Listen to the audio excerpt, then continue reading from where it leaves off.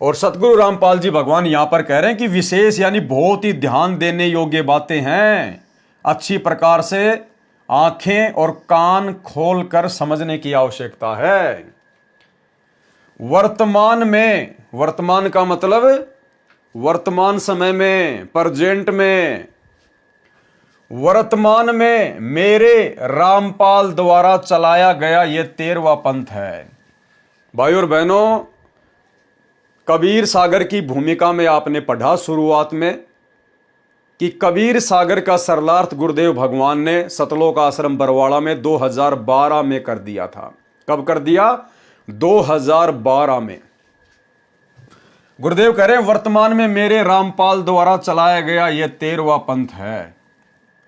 यह दास रामपाल दास अंतिम सतगुरु है। अब आगे कोई भी व्यक्ति इस मार्ग में गुरु गद्दी पर नहीं बैठेगा। सतगुरु रामपाल जी परमेश्वर जी के सतलोक जाने के बाद कोई भी भगत, कोई भी उनका बेटा बेटी या परिवार वाला, कोई भी कोऑर्डिनेटर शरीर रूप में गुरु पद पर नहीं बैठेगा। जैसे दूसरे पंथों में किसी संत के मरने के बाद में उसके बेटे को गुरु गद्दी दे दी जाती है, या उसकी औरत को या उसकी बेटी को गुरु गद्दी दे दी जाती है। लेकिन इस कबीर परमेश्वर सतगुरु रामपाल जी के भक्ति मार्ग में ऐसा अब आगे नहीं होगा। सतगुरु रामपाल जी अंतिम सतगुरु हैं, अंतिम सतगुरु। इनके बाद कोई भी शरीर रूप में गुरु नहीं होगा। ये दास रामपाल दास अंतिम सतगुरु है। नामदान यानी जो नाम दीक्षा है वो कैसे दी जाएगी? ध्यान रखना भाइयों और बहनों, शब्दों को पकड़ लेना।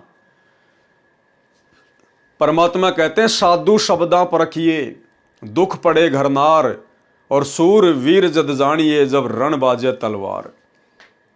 साधु संतों की, भक्तों की जो परख होती है, जो पहचान होती है, जो उनके संकेत होते हैं, उनके शब्दों से पहचाने जाते हैं।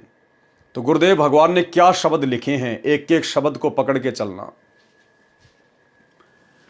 नामदान यानी नाम दीक्षा, प्रकाश पुंज शरीर। प्रकाश पुंज शरीर क्या होता है? Electronic body. इलेक्ट्रॉनिक बॉडी क्या होती है? वैज्ञानिक उपकरणों के माध्यम से नाम दीक्षा दी जाया करेगी। यानी सतगुरु रामपाल जी अंतिम सतगुरु, इनके बाद शरीर रूप में कोई गुरु नहीं होगा। तो आने वाले हजारों वर्षों तक नाम दीक्षा कैसे दी जाएगी? जो भी वैज्ञानिक उपकरण होंगे, लैपटॉप है, टीवी है, एलसीडी है, इस प्रकार से नाम दीक्षा दी जाएगी। संत रामपाल जी की इलेक्ट्रॉनिक बॉडी के माध्यम से, प्रकाश पुंज शरीर के माध्यम से। नामदान प्रकाश पुंज शरीर इलेक्ट्रॉनिक बॉडी यानी डीवीडी से दिया जाएगा। अर्थात गुरुदेव भगवान जब तक धरती पर सशरीर संत रूप में प्रकट हैं तब तक वे स्वयं ही दीक्षा देंगे, और उनके सतलोक जाने के बाद फिर डीवीडी से नाम दीक्षा दी जाएगी। तो भाई फिर 2009 से सतलोक आश्रम बरवाला में जो डीवीडी से नाम दीक्षा दी जा रही थी, फिर वो किसने शुरू की? भाई और बहनों, वो डीवीडी वाली नाम दीक्षा गुरुदेव भगवान के परिवार के द्वारा, उनके भाई के द्वारा, गुरुदेव भगवान को अपने जैसा व्यक्ति मानकर, मानुष मानकर उनको सलाह दी गई थी। उनको सलाह देके डीवीडी से नाम दीक्षा शुरू करवाई गई थी। जबकि डीवीडी से नाम दीक्षा देने का विधान गुरुदेव भगवान के सतलोक जाने के बाद का है। आगे भी कंसेप्ट क्लियर होंगे, ध्यान रखना, सुनते जाइए। नामदान प्रकाश पुंज शरीर इलेक्ट्रॉनिक बॉडी यानी डीवीडी से दिया जाएगा। अब के बाद नाद तथा बिंद का कोई चक्कर नहीं रहेगा। गुरुदेव क्या कह रहे हैं कि अब के बाद ये सेवाएं कौन करेगा, डीवीडी से नाम दीक्षा कौन दिलवाएगा?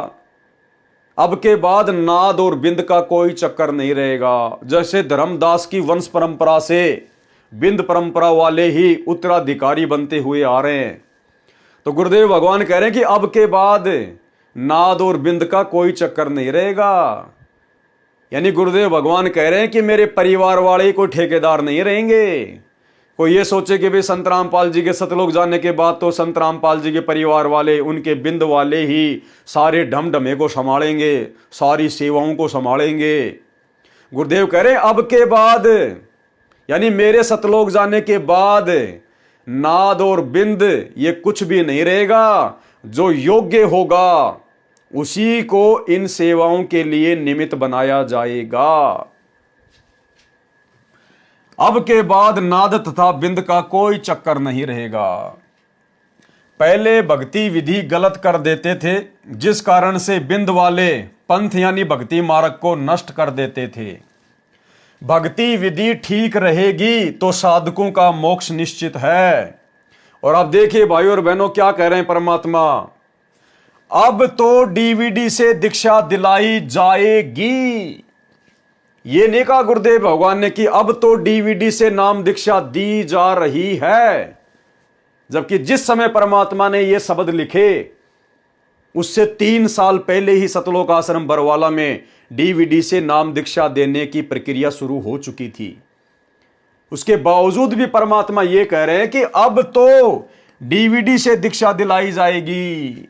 दिलाई जाएगी, ना कि दी जा रही है। क्योंकि 2009 से डीवीडी से जो नाम दीक्षा वाली जो प्रोसीजर सतलोक आश्रम बरवाड़ा में जारी थी, वो गुरुदेव भगवान के भक्ति विधान अनुसार, उनके आदेश अनुसार नहीं थी। गुरु को मानुष मानकर उनको सलाह दी गई थी, उनको शिक्षा दी गई थी। और ये शिक्षा देने वाला कौन था भाई? शिक्षा देने वाला था सतगुरु रामपाल जी परमेश्वर जी का छोटा कलियुगी भाई महेंद्र, सतगुरु रामपाल जी का परिवार, जो कि वर्तमान में काल की गोद में बैठे हुए हैं, गुरु को मानुष मानते हैं।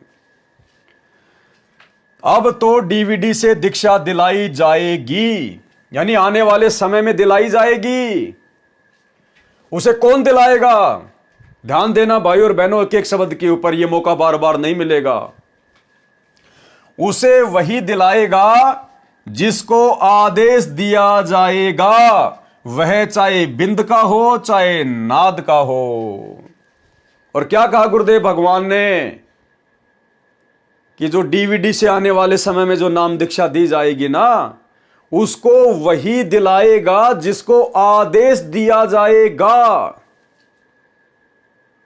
तो क्या 2009 से बिना आदेश के ही सतलोक आश्रम बरवाड़ा में डीवीडी से नाम दीक्षा दी जा रही थी? क्योंकि गुरुदेव भगवान कह रहे हैं ये डीवीडी वाली नाम दीक्षा वाली सेवा तो वो करेगा जिसको आदेश दिया जाएगा। इसका मतलब 2012 जब सतगुरुदेव ये शब्द लिख रहे थे, उस समय तक गुरुदेव ने किसी को भी डीवीडी से नाम दीक्षा देने का आदेश नहीं दिया था। अगर दे दिया होता तो गुरुदेव यहां पर लिख देते कि बच्चों 2009 से मैंने उस व्यक्ति को या मेरे भाई को या मेरी बेटी को या मेरे बेटे को मैंने डीवीडी से नाम दीक्षा देने के लिए आदेश दे रखा है। लेकिन यह शब्द नहीं कहे परमात्मा ने यहां, बिल्कुल भी।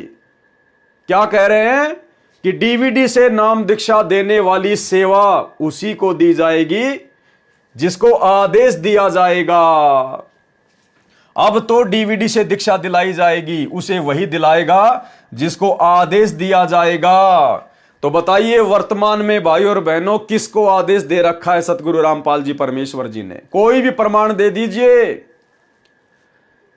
यदि गुरुदेव ने अपनी बेटी को या अपने बेटे को या अपनी कलयुगी पत्नी को या अपने कलयुगी भाई को या अपने रिश्तेदारों को या किसी भी स्टेट कोऑर्डिनेटर को अगर डीवीडी से नाम दीक्षा देने की या दिलवाने की आज्ञा दे रखी है, आदेश दे रखा है, तो आप जी प्रमाणित कर दीजिए, साबित कर दीजिएगा। क्योंकि जिस सेवा का परमात्मा यहां पर जिक्र कर रहे हैं, उस सेवा को परमात्मा जिस समय जिसके भी हाथों में सौंपेंगे, जिसको भी आदेश देंगे, परमेश्वर सार्वजनिक तौर पर संगत में खुलासा करेंगे ताकि कोई उंगली ना उठाए, किसी को भी उस अधिकारी व्यक्ति के ऊपर संदेह या शंका ना हो। जिस समय गुरुदेव डीवीडी से दीक्षा दिलवाने की, जिसको भी सेवा देंगे, जिसको भी अधिकारी बनाएंगे, उस समय परमात्मा संगत में सार्वजनिक खुलासा करेंगे कि बच्चों मैंने इस व्यक्ति को, इस भगत को मैंने ये सेवा सौंप दी है, आज के बाद ये भगत डीवीडी से नाम दीक्षा दिलवाएगा, आगे ये किन किन भक्तों को नियुक्त करेगा, मैं इसको आदेश दे रहा हूं। तो फिर कोई भी उंगली नहीं कर सकता, कोई भी, किसी के मन में कोई भी शंका नहीं हो सकती। तो अभी तक गुरुदेव भगवान ने कबीर सागर का सरलार्थ 2012 में लिखा गया और 2009 से सतलोक आश्रम बरवाड़ा में डीवीडी से नाम दीक्षा दी जा रही है। लेकिन गुरुदेव ने कहा कि मैंने किसी को अभी तक आदेश नहीं दिया है, और 2014 बरवाला कांड के बाद तो आदेश देने का मतलब ही नहीं है, उसके बाद तो किसी को आदेश देने का मतलब ही नहीं है, और ना गुरुदेव ने आदेश दिया, ना इसका कोई प्रमाण है। तो भाइयों और बहनों, ये टोटल वर्तमान में जो डीवीडी से नाम दीक्षा देने वाली जो प्रोसीजर चल रही है, ये जो जगह जगह जो ब्रांचें खोल दी गई हैं, धर्म को धंधा बना लिया गया, 500 से ज्यादा नाम दीक्षा केंद्र खोल दिए गए हैं, ये केवल भगत समाज को लूटने के लिए, धर्म को केवल धंधा बनाया जा रहा है, ज्योति पाठ के पैसे, दान के पैसे ऐंठने के लिए, जबकि इनमें से कोई भी व्यक्ति अधिकारी नहीं है। सतगुरु रामपाल जी परमेश्वर जी के कलयुगी परिवार में उनके बेटा बेटी भाई बंधु रिश्तेदार कोई भी इस विशेष सेवा के लिए अधिकारी नहीं है, क्योंकि परमेश्वर सबको रिजेक्ट कर चुके हैं। बरवाला कांड में सबने अपनी औकात दिखा दी। बरवाला कांड में सभी गुरुदेव के कलयुगी परिवार वालों ने, रिश्तेदारों ने काल प्रेरणा से जो मनमानियां की हैं, बरवाला कांड के बाद परमात्मा ने एक शब्द बोलकर मीडिया के सामने, पूरी दुनिया के सामने अपने पूरे के पूरे परिवार को और पूरे के पूरे सतलोक आश्रम मैनेजमेंट को रिजेक्ट कर दिया। जब बरवाला कांड के बाद गुरुदेव भगवान पुलिस प्रशासन के साथ मेडिकल करवाने के लिए चंडीगढ़ के पंचकुला में गए, और जैसे पंचकुला सरकारी हॉस्पिटल से रात को 1 बजे मेडिकल करवाकर पुलिस के साथ नीचे आए, उसी समय मीडिया वालों ने गुरुदेव का इंटरव्यू लिया और मीडिया वालों ने कहा कि बाबा, ये आश्रम के बाहर इतने गुंडे, इतने काले कपड़े पहने हुए लोग, वो कमांडो खड़े थे। तो गुरुदेव ने कहा कि वो मेरे नहीं थे, राष्ट्रीय समाज सेवा समिति के थे। किसके थे? राष्ट्रीय समाज सेवा समिति। राष्ट्रीय समाज सेवा समिति क्या थी? दास पहले वीडियो बना चुका है। 2010 में सतगुरु रामपाल जी परमेश्वर जी के छोटे कलयुगी काल प्रेरित भाई महेंद्र के द्वारा सतलोक आश्रम बरवाड़ा में एक मनमुखी संगठन खड़ा कर दिया गया था। उस संगठन में ज्यादातर वही लोग थे जो महेंद्र की बातों को ज्यादा महत्व देते थे। और 2014 में उसी राष्ट्रीय समाज सेवा समिति ने, अर्थात सतलोक आश्रम मैनेजमेंट हरियाणा ने, चाहे सतलोक आश्रम मैनेजमेंट कहो चाहे राष्ट्रीय समाज सेवा समिति कहो, उस राष्ट्रीय समाज सेवा समिति में सारे के सारे सतलोक आश्रम मैनेजमेंट वाले ही शामिल थे। इसलिए नाम अलग अलग हैं, लेकिन व्यक्ति सब के सब वही थे। और 2014 में किस प्रकार से इन्होंने जजों के खिलाफ पुस्तकें लिखकर जजों को भड़काया, प्रशासन को भड़काया, जमकर इन्होंने गुरु को मानुष मानकर मर्यादा तोड़ी, संगत से तुड़वाई, संगत को मरने मारने के लिए बरवाला आश्रम के बाहर खड़ा कर दिया गया, पुलिस के साथ में लड़ाई झगड़ा करने के लिए। और इन्हीं लोगों के मनमाने आचरण का नतीजा बरवाला कांड, दास करोथा कांड का रहस्य और बरवाला कांड का रहस्य, इसके ऊपर पूरे वीडियो बना चुका है। आप जी दास के फेसबुक पेज पवन दास इस लाइव पे जाकर देख सकते हैं, आपकी आंखें खुल जाएंगी परमाणु के साथ। तो गुरुदेव ने कहा कि वो मेरे गुंडे नहीं थे, मैंने कोई गुंडे खड़े नहीं किए। अरे भैया, मैंने तो 20 साल से भगत बनाए, ज्ञान सुना सुना के, मैंने गुंडे थोड़ी बनाए, गुंडे तो मेरे परिवार ने बना दिए। तो गुरुदेव ने कहा कि वो मेरे नहीं थे, वो राष्ट्रीय समाज सेवा समिति के थे। तो मीडिया वालों ने कहा कि बाबा समिति भी तो आपकी थी, क्योंकि मीडिया तो यही समझेगा कि भाई आश्रम में जो भी कुछ हो रहा होगा तो बाबा जी के आदेश से हो रहा होगा। तो मीडिया वालों ने कहा कि बाबा समिति भी तो आप ही की है। तो गुरुदेव ने स्पष्ट मना कर दिया कि नहीं, समिति मेरी नहीं है, और पूरी दुनिया के सामने, मीडिया के सामने परमात्मा ने यह बात कही है कि वो राष्ट्रीय समाज सेवा समिति अर्थात सतलोक आश्रम मैनेजमेंट हरियाणा अर्थात गुरुदेव का पूरा कलयुगी परिवार, उनके रिश्तेदार, ये बड़े बड़े परम भगत सब आ गए उसमें राष्ट्रीय समाज सेवा समिति में। और गुरुदेव ने मना कर दिया कि वो मेरी नहीं है, अर्थात गुरुदेव ने इन तमाम भक्तों से अपना पल्ला उसी समय झाड़ लिया था। पहले सुनिए छोटा सा वीडियो। ऊपर इतने इल्जाम है सर, आपके ऊपर इतने इल्जाम झूठे कैसे हैं आपके ऊपर? आपके गुंडे इतने खड़े थे वहाँ पे, हजारों आदमी हरियाणा पुलिस से। मेरे नीचे राष्ट्रीय समाज सेवा समिति नहीं तो आपकी समिति है। मेरे नीचे राष्ट्रीय समाज सेवा समिति नहीं तो आपकी समिति है। मेरे नीचे राष्ट्रीय समाज सेवा समिति नहीं तो आपकी समिति है।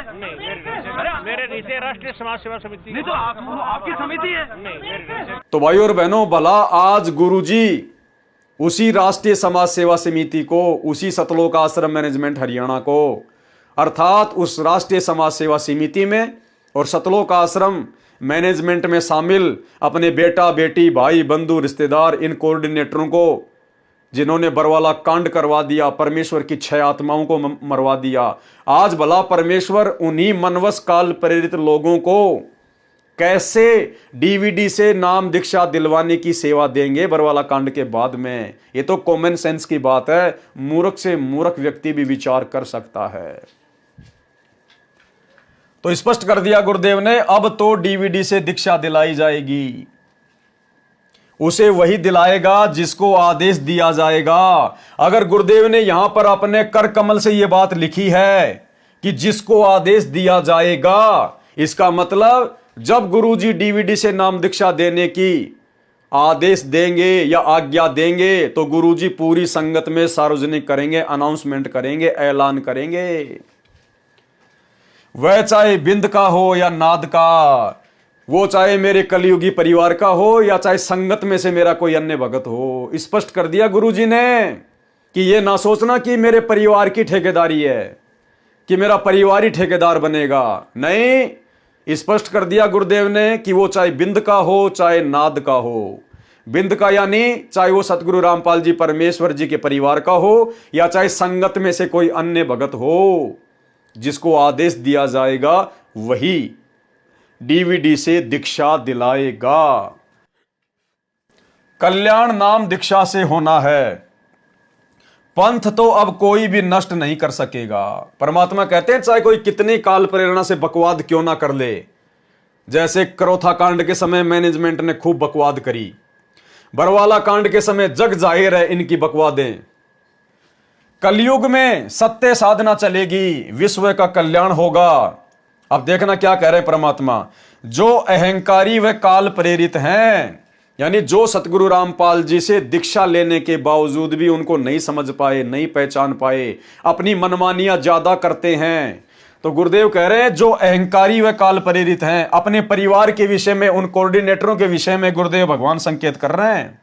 जो अहंकारी व काल प्रेरित है वे अपना कर्म खराब करते रहेंगे, वे अपना कर्म खराब करते रहेंगे। और 2014 बरवाला कांड के बाद ये राजनीतियां करके, भक्तों से करवा के, भक्तों के दान से स्टेडियम खुलवा के, हॉस्पिटल का निर्माण कार्य शुरू करवा के, आश्रमों में ड्रामेबाजी शुरू करवा के, झोपड़ियां बनवा दी कबीर जी की, मिट्टी के पहाड़ बना दिए, लहर तारा तालाब बना दिए, झुलाओं का कुआं बना दिया, आश्रमों को शादी विवाह की तरह सजा दिया जाता है, डेकोरेशन की जाती है, मेन गेट पे होली की तरह रंगोली बनाई जाती है, मिट्टी की गायें खड़ी कर रखी हैं 8-10, और भी ना जाने अनेक प्रकार के आडंबर, गुंडों की सीबीआई जांच, 5-5 लाख रुपए चंदे के रूप में गुंडों की सीबीआई जांच के लिए देना, जाट आरक्षण में भक्तों को बैठाना,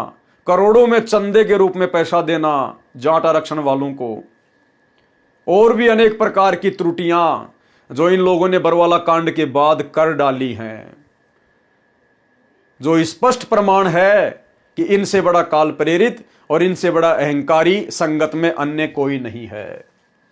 जो अहंकारी व काल प्रेरित हैं वे अपना कर्म खराब करते रहेंगे, काल के जाल में रह जाएंगे। स्पष्ट कर दिया गुरुदेव ने। कि मेरे परिवार वाले और ये बड़े बड़े परम भगत जो तुम्हारी नजरों में बने बैठे हैं, जिनके पास मर्यादा की छींट भी नहीं है, भक्ति की छींट भी नहीं है, ये सारे के सारे काल के जाल में रह जाएंगे, काल के जाल में। वे अपनी महिमा बनाने के लिए मेरे ज्ञान व विधान में त्रुटि निकालकर अपने अज्ञान का परिचय देंगे। क्या कह रहे हैं गुरुदेव अपने परिवार के विषय में? वे अपनी महिमा बनाने के लिए सतलोक आश्रम धनाना में 3 एकड़ जमीन में हॉस्पिटल बनाया जा रहा है गांव वालों के लिए, अपनी महिमा बनाने के लिए। धनाना गांव वालों के लिए 50 लाख रुपए का बैडमिंटन का स्टेडियम बना दिया, अपनी महिमा बनाने के लिए। अन्यथा संत रामपाल जी के नियम और मर्यादाओं में तो ताश खेलना भी मना है। तो गुरुदेव कह रहे हैं वे अपनी महिमा बनाने के लिए, और महिमा बनाई जा रही है भाई और बहनों जबरदस्त। गुरुदेव के ज्ञान विधान इन सब को तोड़कर गुरुदेव के कलयुगी परिवार के द्वारा महिमा बनाई जा रही है। ये देखिए 2 महान हस्तियां, ये 2 महान हस्तियां, ये गुरुदेव का बड़ा लड़का है वीरेंद्र, ये गुरुदेव का छोटा बेटा है मनोज,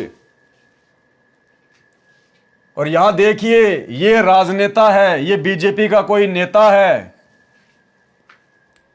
और ये वही वीरेंद्र है, ये रहा ये वाला, ये इसके राइट साइड में खड़ा है। और गुरुदेव का छोटा सुपुत्र ये रहा मनोज, ये राजनेता के लेफ्ट साइड में खड़ा है। यानी गुरुदेव के दोनों लड़के राजनेताओं के उपग्रह बनकर घूम रहे हैं, अपनी महिमा बनाते फिर रहे हैं, जगह जगह राजनेताओं के साथ में गाड़ियों में घूमते हैं। अभी 2024 के इलेक्शन राजस्थान के नागौर में एक बीजेपी की नेता को ये गुरुदेव के दोनों महान सुपुत्र गाड़ी में बैठाकर और नागौर में लेके आए, क्योंकि वो नागौर से ही वो चुनाव लड़ रही थी, लेडीज है, और अपनी महिमा बनाने के लिए राजस्थान के 4-5 जिले के भक्तों को सत्संग के नाम पर नागौर में इकट्ठा कर लिया गया। बहुत बड़ा टेंट लगा दिया गया, क्योंकि वो लेडीज नागौर से चुनाव लड़ रही थी। गुरुदेव के दोनों लड़के आ गए उसके साथ में, और सभी भक्तों को समझा दिया गया आपस में उस नेता के आने से पहले कि अगर वो नेता आपसे पूछे क्या आप सभी लोग नागौर से हैं, तो राजस्थान के स्टेट कोऑर्डिनेटर प्रकाश माड़ी ने संगत को पहले समझा दिया कि जब वो नेता तुमसे इस प्रकार का सवाल करे क्या ये सारी की सारी भीड़ नागौर की है जहां से मैं चुनाव लड़ रही हूं, तो सबने हाथ खड़े कर देने हैं, चाहे कोई बीकानेर का है, चाहे कोई जयपुर का है, चाहे कोई जोधपुर का है, सबने हाथ खड़े कर देने भक्तों ने कि हां जी हम सब नागौर के हैं, ताकि वो नेता खुश हो जाए और इन दोनों को शाबाशी दे कि वाह बेटा वाह, वाह बेटा वाह, मौज कर दी, मेरे लिए इतनी भीड़ जुटा दी। तो ये अपनी महिमा बना रहे हैं। नरेंद्र मोदी की रैली में 2024 इलेक्शन, नरेंद्र मोदी की हरियाणा के सोनीपत के गोहाना में रैली, संत रामपाल जी के भक्तों का क्या काम? अरे संत रामपाल जी का मार्ग तो गैर राजनीतिक है, लेकिन संत रामपाल जी के परिवार ने, उनके दोनों सुपुत्रों ने, संत रामपाल जी के कलयुगी भाई महेंद्र ने नरेंद्र मोदी की सोनीपत की गोहाना रैली में झज्जर, रोहतक, गोहाना, सोनीपत आसपास के हजारों भक्तों को बसें बुक कर करके बसों में लाद कर नरेंद्र मोदी की रैली में भेज दिया गया, अपनी महिमा बनाने के लिए कि हमारे पास में भीड़ की कोई कमी नहीं है, हमारे पास में वोट बैंक की कोई कमी नहीं है। अपने धार्मिक धंधे को चलाए रखने के लिए इनको पता था कि बीजेपी की सरकार आएगी हरियाणा में, और यदि बीजेपी को सपोर्ट कर दिया गया तो 5 साल तक तुम्हारे आश्रम आराम से चलेंगे।